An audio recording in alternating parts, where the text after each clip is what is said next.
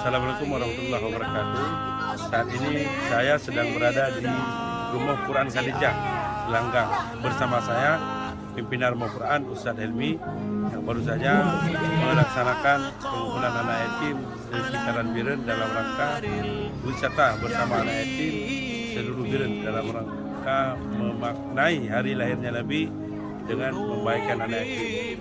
Barusan acara dilepas oleh Senator Syekh Fajrul Rahmi. Semoga acara ini terlaksana dengan sesuai dengan kita harapkan. Selamat di jalan bagi anak-anak dan juga selamat kembali ke rumah masing-masing. Semoga berkah. Assalamualaikum warahmatullahi wabarakatuh. Ilahi nastulil firdausi ahla